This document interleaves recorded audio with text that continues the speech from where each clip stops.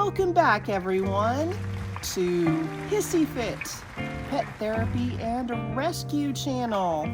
And today we have Diablo, who is from Snake Discovery. He is a beautiful patternless bull snake, and befitting somebody for Hissy Fit, he is a little pissy hissy, but he's starting to calm down, which I'm very proud of him about. We've been handling him almost daily, and he's turning out to be quite a lovely, lovely animal. So I want to show you, not only does, he is patternless, but not only does he have some interesting stripes down his back, he has these beautiful golden eyes. I don't know if you can see it. And also look at that underbelly. It's peach. Isn't he gorgeous? So he is our guest today. Well, he's our snake, but he's the guest for Reading with Reptiles, a subsidiary of Hissy Fit. And Adrielle and I are actually writing a book. This book was inspired by watching Joe Scott's channel, one of our favorite YouTubers. He did a video on the tumbleweed, and nickname of the tumbleweed is the wind witch. So this got me to thinking about an actual wind witch. And so, yeah, Adrielle and I are writing the story chapter by chapter. We've gotten 2 chapters down. And Adrielle, who has an amazing reading voice, is going to be reading to us the first chapter. So, welcome to The Wind Witch by Kimber Dillon and Adrielle Anderson, Chapter 1. This is a work of fiction. All people, places, and plants used in this work are entirely fictitious and not meant to represent the real ones that don't exist. A young woman reclined in the sweet-smelling grass on the Russian steppes, which had been her home since her birth in 1853. The bright midday sun picked up golden tints of her wild brown hair as the wind played with messy strands loosened from her braids. She had a kind smile as she cautiously watched a jerboa poke its pink, pig-like snoot out of a Russian thistle, its enormous ears picking up sounds collies could not. The jerboa's long hind legs leapt forward suddenly, landing squarely on Collie's mostly white apron, covering the front of her purple and green striped dress. She laughed, picking off a tender tip of the thistle and offering it to the wide-eyed rodent. "Ivan, I thought you would never come out. Would you like a treat?" The little creature politely took the plant from Collie's hand in its short front paws and began crunching happily, closing its eyes in obvious enjoyment. "Who will feed you during your day-long nap when I am gone to America, my little Zeka?" Collie asked softly, gently brushing the animal's small head with her index finger. She would miss her little friend, and her straw-thatched humble home, and her small family too. Collie's thirst for adventure, however, would soon be quenched, and her heart quickened at the thought. "Collie, supper!" Collie's mother's voice rang out on the winds of the plains. "Coming, Mama!" Ivan looked petulantly up at Callie. "I'm not leaving for another week, little one," Callie assured him. "Go into your cozy burrow, cuddle in for the night, and I will see you tomorrow." Seeming satisfied with a few more scritches, the long-eared beastie hopped from Collie's lap, back under his thistle, and disappeared into his beloved hidey hole. "I wonder you're such a solitary creature," Collie whispered after him, a bit forlorn. "Is your burrow lonely?"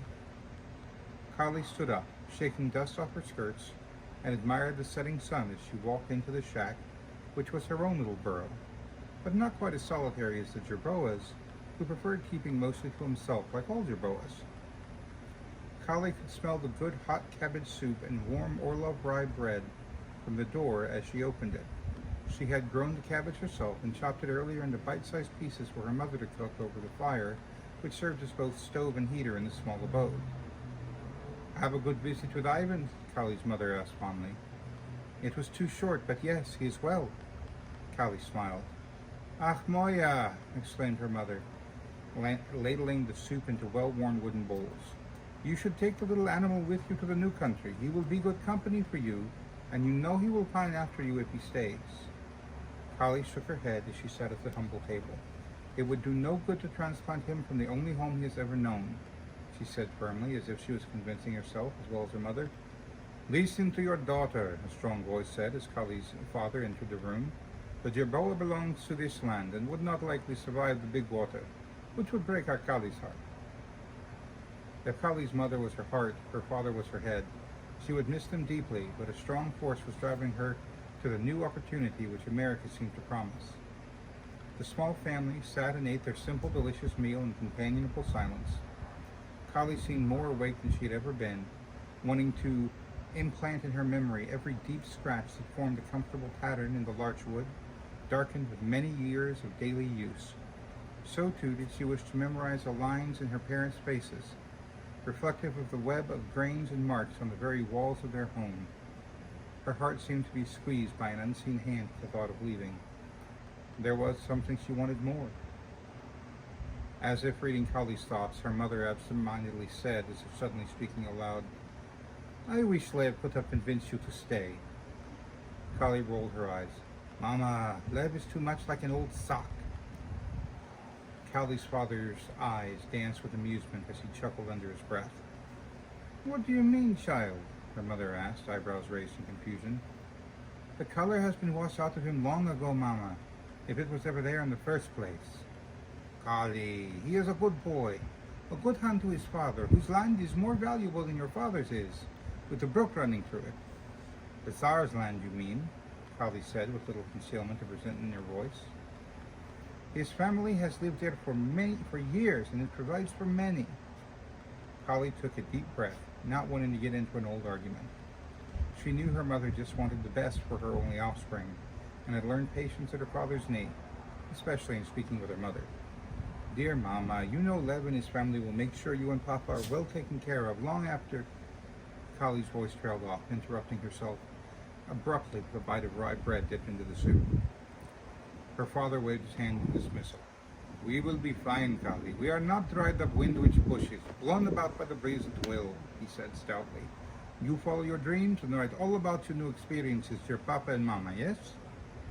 "Oh, yes, I will write every day," Callie said, excitement lighting her eyes up.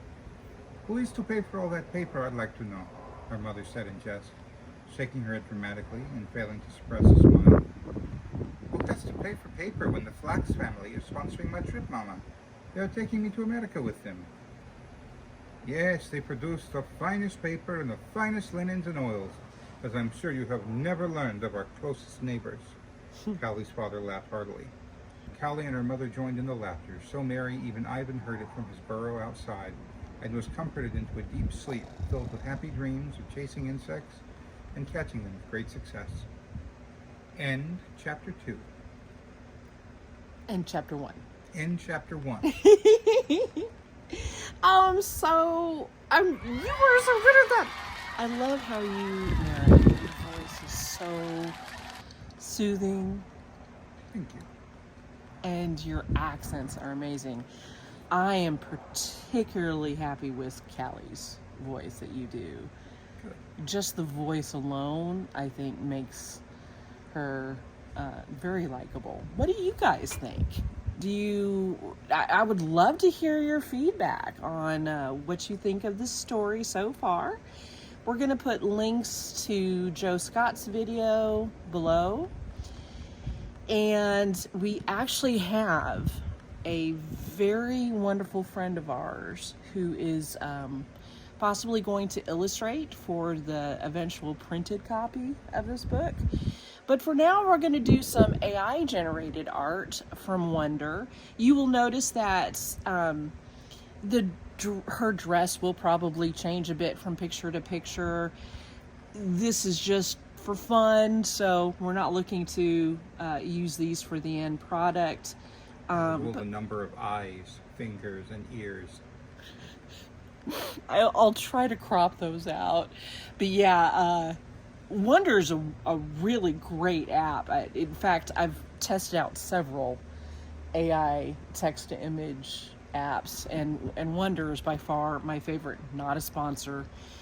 Wouldn't mind them to be a sponsor. Wonder, give us a call. But of course, it's not going to be consistent, and it still struggles, especially with fingers. Yes, it does.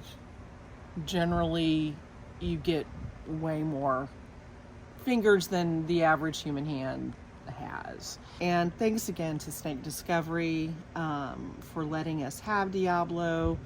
We adore Snake Discovery, and we adore Diablo. He hasn't tail rattled once during this. Nope, no hissing. He's been very good. I know. And you probably notice I have ADHD, and I find it very soothing to do the finger wrap with him, which I won't be able to do as he grows, probably, because Mazikeen, who is now a year old, is far too big for this. You keep on backing up. But did you see? Before, he would have struck. And I was scratching his cheeks. No. I love this boy so much. You liking the story so far? So far, yeah. And where we're going with it seems pretty exciting. So tune in for the next video, next chapter. Well, we super appreciate all of you viewers. We really hope you liked it. Please like, please subscribe, please comment. So, as always, I'm going to remind you something very important to me, and that is, be your own safe place. And don't throw a hissy fit. Bye!